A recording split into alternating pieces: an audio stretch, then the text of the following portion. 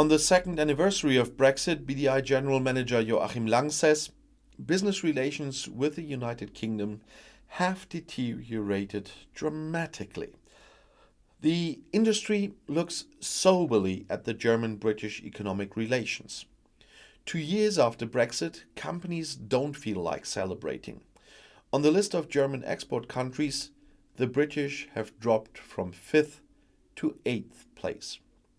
The Trade and Cooperation Agreement is an important building block for a future partnership, but will in no way come close to the previous status of full EU membership. Global strategic economic alliances remain wishful thinking for the post-Brexit UK. German companies have organized their adjustment process as well. Brexit-related supply chain problems are limited. The main reason is the reorientation towards other procurement and sales markets. The abolition of the free movement of people is causing problems for the service economy in particular.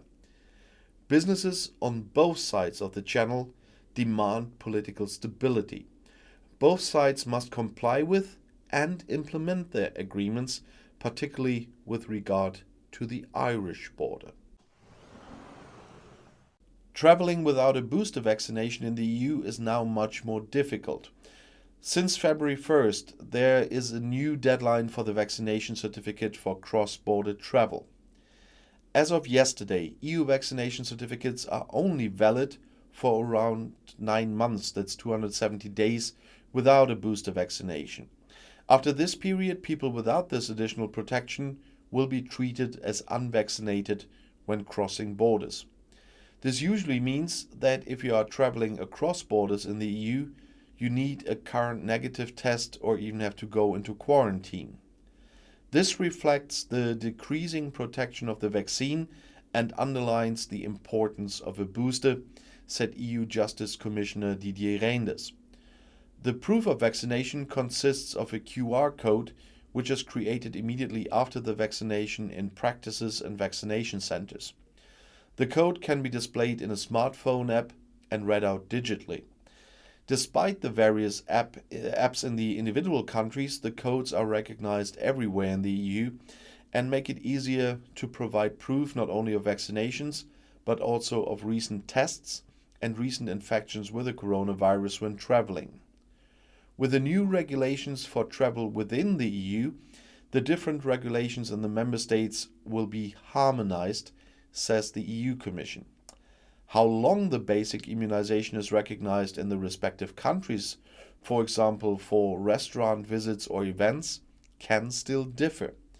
Here in Germany, there is currently no regulation that limits the period of time for which vaccination certificates are recognized. However, people with a booster vaccination may be exempt from testing obligations, and they are at the moment in many places. The EU states are only asked to adapt their national regulations. If they don't do this, there are no immediate penalties. However, the EU agreements have political significance, so they recently fueled a debate about the validity of the convalescent status here in Germany. Federal Health Minister Karl Lauterbach defends a controversial reduction from 6 to 3 months. However, in an agreement at EU level, the EU countries agreed that the status should be recognized for travel for 180 days. So far, the Socialist Party in Portugal has ruled together with smaller parties.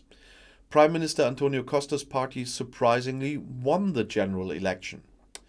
The ruling Socialist Party, the PS, surprisingly won the new parliamentary elections in Portugal after counting a large part of the votes. They came to a good 41.6%, as the National Electoral Commission announced on Sunday evening after counting a good 99% of the votes. Prime Minister Antonio Costa's moderate, more social democratic PS secured at least 117 of the 230 seats in Lisbon's Assembleia da República. In his victory speech, Costa cheered modestly and cautiously early Monday morning. The 60-year-old promised dialogue to the cheers of his supporters and assured that he would govern for all Portuguese.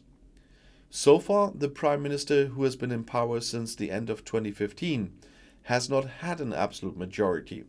So his minority government was dependent on the support of smaller left-wing parties.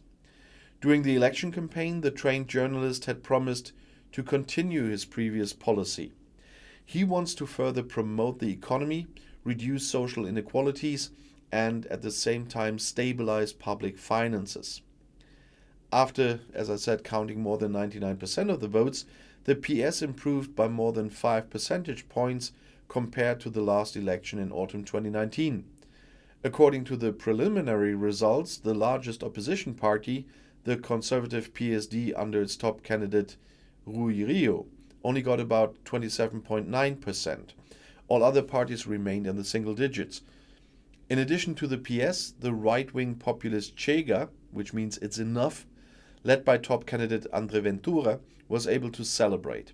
They improved from 1.29 to 7.15% compared to 2019 and increased the number of its MPs from 1 to at least 11. And everybody expected the Conservatives to win this one, so it really is a surprise. The Omicron wave is currently causing record numbers of infections. Now a new subtype of the coronavirus variant is worrying experts. The RKI also already has the variant on the list. Experts believe that the subvariant of Omicron, which is probably even easier to transmit, could lead to an extension of the current wave of infections. BA2 will also prevail with us, wrote the immunologist Carsten Watzel on Twitter on Monday. This could lengthen the Omicron wave. The Secretary General of the German Society for Immunology referred to a study from Denmark on the Omicron subtype BA2 that had not yet been reviewed by external experts. According to the study, the risk of infection with BA2 is more than twice as high as with subtype BA1. This applies both within the group of unvaccinated people and among people with basic protection and those who have been boosted. The risk of passing on the virus is also greatly increased in infected unvaccinated people, but not in vaccinated and boosted people, the study says. BA1 has so far been predominant in Germany, but BA2 cases have already come. Vaccination also had an effect against infection transmission and serious illnesses with the advent of BA2, albeit reduced compared to previous variants, the researchers write. The higher BA2 susceptibility and transmissibility in the unvaccinated will probably lead to an even further increase in transmissions in unvaccinated children, for example, in school and daycare centers, they note. Well, for the preprint, scientists in Denmark looked at infections with BA1 and BA2 in households. The events were examined based on around 8,500 so-called primary cases at the end of December and the beginning of January. We conclude from this that Omicron BA2 is inherently much more transferable than BA1, the conclusion reads. BA2 also possessed immune evasion properties that further reduced the protective effect of vaccines against infection. However, the transmission by vaccinated people with breakthrough infection is not increased. According to the latest weekly report from the German Robert Koch Institute, the proportion of BA2 here in Germany is still very low, at 2.3% in the second week of the year.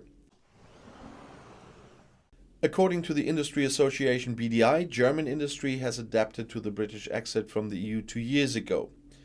Brexit-related supply chain problems are limited, says BDI Managing Director Joachim Lang. The main reason is the reorientation to other procurement and sales markets.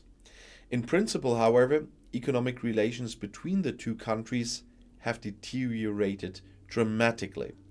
2 years after Brexit, companies don't feel like celebrating. On the list of German export countries, the British have dropped from 5th to 8th place, he says. Overall, the supply chain problems in German industry eased somewhat in January, as the Munich IFO Institute announced. In a survey, a good 67% of the companies reported bottlenecks and problems in the procurement of preliminary products and raw materials. In December, it was just under 82%. Despite this development, companies still have many concerns, says I4 expert Klaus Wohlrabe. It's not yet clear whether this is a trend reversal. The situation continues to be tense for manufacturers of electrical equipment and mechanical engineers. And I'll see you in my next video. Bis gleich.